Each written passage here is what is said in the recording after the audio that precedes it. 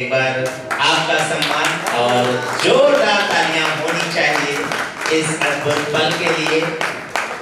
और पुस्तक के बारे में कितनी बेहतरीन पंक्तियां आपने कही। मैं केवल दो पंक्तियों में रत्न जी की बात रखता हूं कि पुस्तक के बारे में वो कितना बेहतरीन कहते हैं। बाद मरने के भी मैं जिंदा रहूंगा, बाद मरने के भी मैं जिंदा रहूंगा, जिंदगी देगी मुझे मेरी किताबें। तो क्या बेहतरीन जिंदगी है आपकी जीते जी और जीने के बाद। पुस्तकों का इससे ज्यादा महत्व और क्या हो सकता है। और अब मैं बिना वक्त गवाए उनको बुलाना चाहता हूं जिनको सुनने के लिए आप सब लोग सुबह से आतुर हैं।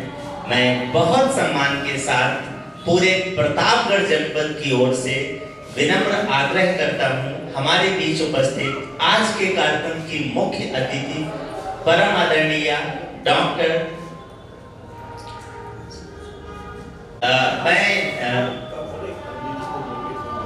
आपके मंच के आदेश के अनुसार आज के कार्यक्रम के अति विशिष्ट अतिथि के रूप में हम सब के बीच उपस्थित कोलकाता के सुप्रसिद्ध शिक्षाविद, लेखक और उससे बड़ा एक ऐसा कर्तव्य निभाता हुआ व्यक्ति जिसने एक स्त्री को चूल्हे चौके की चारदीवारी से बाहर की दुनिया देखने के लिए आजाद पंख दिए। न केवल पंख दिए बल्कि उन पंखों में ऊर्जा दी, अपना सहयोग दिया और अपना मार्गदर्शन दिया। जैसा मैंने थोड़ी देर पहले कहा था कि कलम जरूर रेशमी पांडा जी की है, लेकिन स्याही के रूप में मौजूद हैं परम आदरणीय सौमेंद्र कुमार पांडा जी। तो विनम्र आग्रह के साथ आपको मंच पर आहूत करता हूं, आप आए और हम सबको अपना शुभाशीष देने का कष्ट करें। आदरणीय आज ये हिंदी में इनकी मेडन स्पीच है। जैसे जब व्यक्ति कोई पहला भाषण देता है तो उसको मेडन स्पीच कहते हैं अंग्रेजी में। तो हिंदी में पहली बार यहाँ बोलने जा रहे हैं। बहुत स्वागत है, जोरदार तालियां।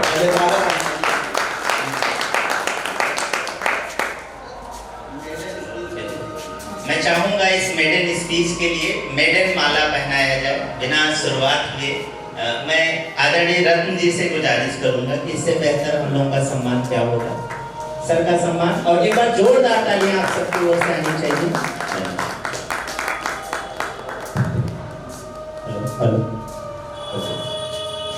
आदरणीय कुंज बिहारी लाल मौर्य काका श्री जी सम्मान कर रहे हैं। एक बार जोरदार तालियां आप सबकी। पहली बार हिंदी बोल रहे हैं, आप सुनिए कि कोलकाता की मिठास हिंदी में कितनी खूबसूरत आती है। नमस्ते सभी सचिवों को जो हमको जिन्होंने हमको इधर बुलाए हैं। डॉक्टर दयाराम मौर्य रत्न जी से आनंद मोहन ओझा जी जिन्होंने सुबह हम ट्रेन से उतरे हैं और उनको मिले हैं। ये सम्मान हमको कहीं भी नहीं मिला है। मैं और मेरा वाइफ के दोनों की तरफ से उनके आभार व्यक्त कर रहा हूँ। उन दोनों के निवेदन है कि आप 100 साल जिए और ऐसे वक्त हमको बुलाते रहे, हम आते रहे प्रतापगढ़ के माटी जो मिट्टी है प्रतापगढ़ की, वो हम दोनों को इतना सम्मान दिया है जो हम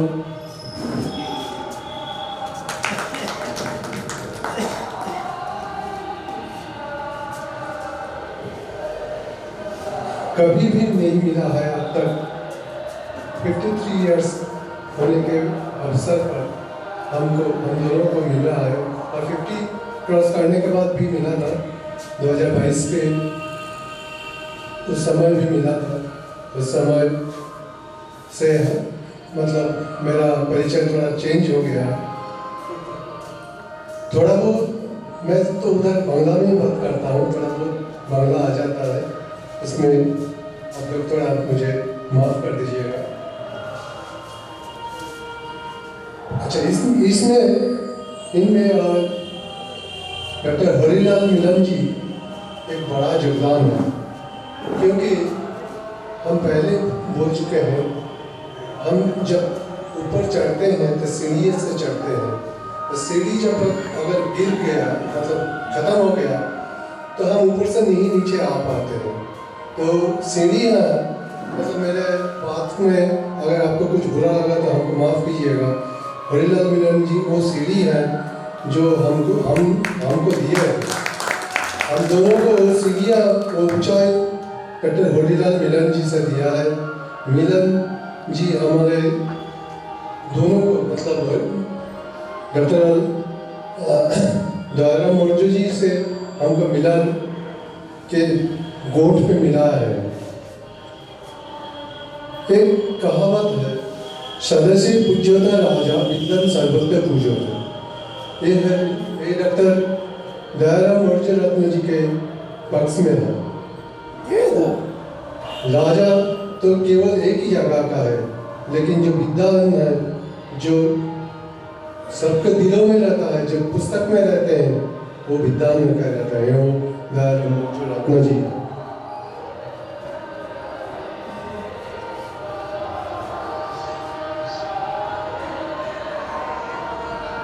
बांग्ला में एक कविता है जो हम थोड़ा बांग्ला में बोलते हैं, उसके बाद हिंदी में ट्रांसलेट करते हैं।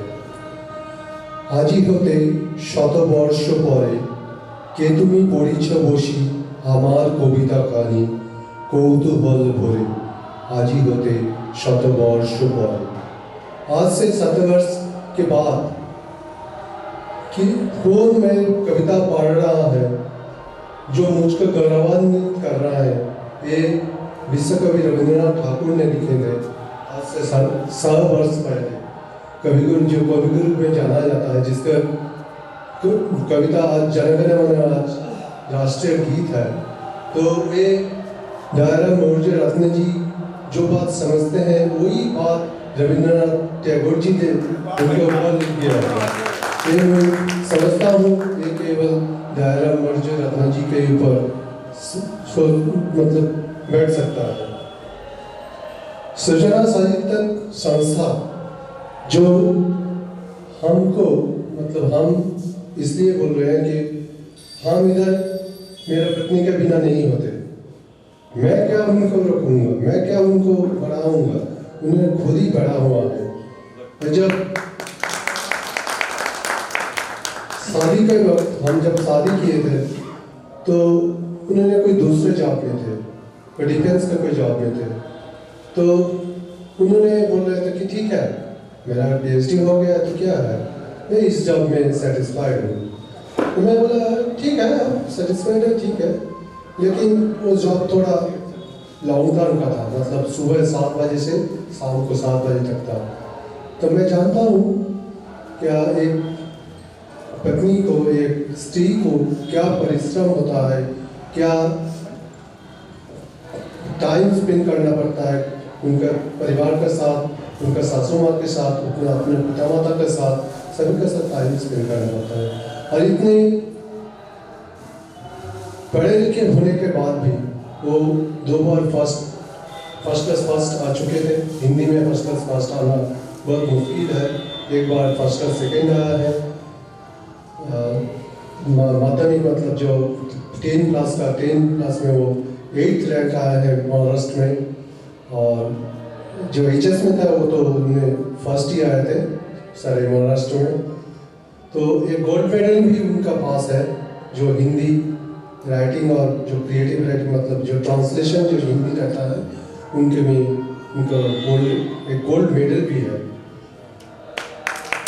तो मैं बोला क्या आपने ये डिफेंस में डाल के क्या करेंगे, ये आप साहित्य में आना चाहिए, मतलब आप पढ़ाएंगे उसके बाद आप रचना करेंगे, कुछ बच्चों को अगले दिन के लिए आप भेजेंगे तो होगा वो भविष्य की बात।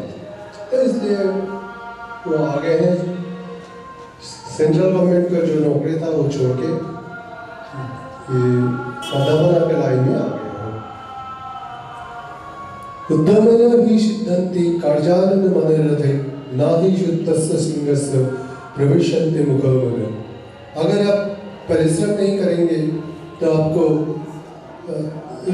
जो सिंह मतलब जो शेर रहते हैं उनको खाना नहीं मिलता है, आपको परिश्रम करना पड़ता है। ये दिन रात परिश्रम करते हैं। सुबह हम जब नींद खुलते हैं तो आप देखते हैं मतलब लिखते हैं, अपने तरफ से लिखते हैं। हम बोलते क्या आप लिख रहे हैं, थोड़ा बहुत आराम करो। मतलब मेरा आराम यहीं पर होता है, मेरा आराम यहीं पर होता है। मैं जब लिखता हूँ, मैं जब विद्वान को पढ़ता हूँ तो यही मेरा आराम है। डॉक्टर दयाराम जो कबीर संत साधु के पुस्तक लिखे हैं, कबीर जी को जन्म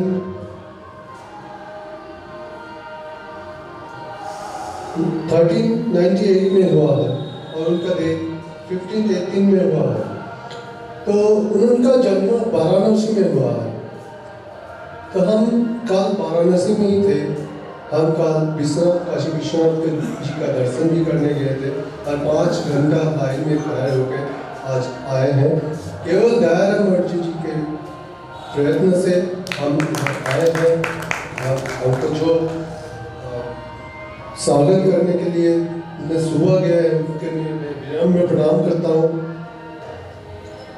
अच्छा, जो कबीर जिनके साहित्य में उन्होंने लिखे हैं, ये बांग्ला में आया था।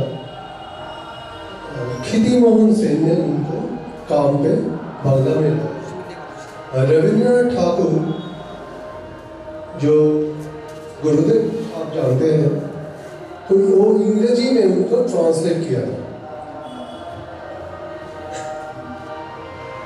जगत जन जी सायो जाग जानिए, नानी जियो आखी सब देखिए, आखी ना जाही।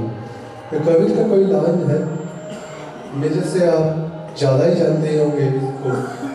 मैं इनको दोबारा बोल कर कुछ आपको वो नहीं करेंगे। और लास्ट में अंत में करता हूँ, विद्या ददाति विनय, विनय ददाति पत्रतम, पत्रतम धनमत धर्म, न धर्म तथा सुखम। उसके अंत का जो लाइन है वो मित्रलाभम सुख विक्रम संधीयतम च पंचतत्वं तत्पुनः ग्रंथ निष्कर्ष।